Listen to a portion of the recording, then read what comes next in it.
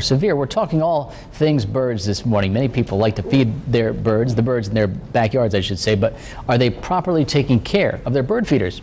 And Barb Revner joins us from De Pere, from For the Birds in De Pere with more. Hi, Barb. How are you? Nice to see you again. Doing great. Good to be on again. So what you doing in the back of your building there? Yeah, we're in the back, and I kind of want to talk about getting your bird feeder pole systems and things set up now before the ground freezes, because once it freezes you can't put these kinds of things in. See, that's got that little twister on it, and this is the socket, the auger that goes in the ground to put in a pole system like this. But once it's frozen you can't do it, so you want to get this all done beforehand, get the birds used to coming to it, and then you're all set for the winter. So how far down do you have to put that thing?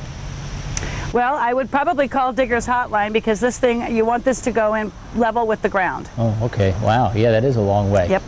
And there are some other kinds that you can use. I have some of them that are just a socket like this, so the pole goes right into the socket, and that one is probably only about 10-12 inches long.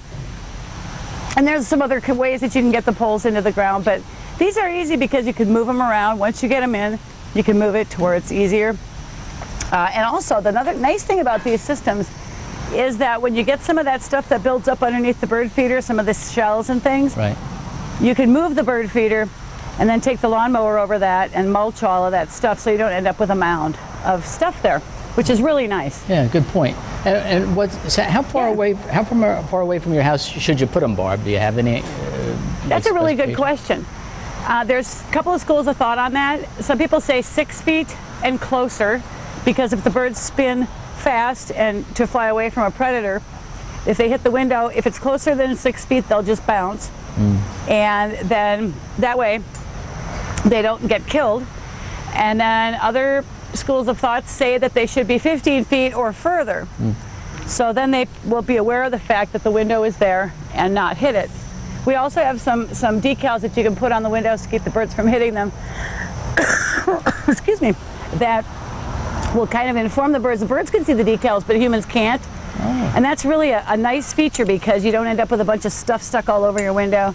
And they're kind of pretty. There's some snowflake ones and leaves, and nice, and they're reflected in the UV spectrum that birds are very aware of them. They see it glowing on the window, but we can't see them at all. Oh, very cool. Barb, unfortunately we ran out of time real quick this time, but I want to talk more about bird feeders, and next time what else do you want to talk about? Great. We'll talk to you then. Okay. Thanks, Barb. See ya.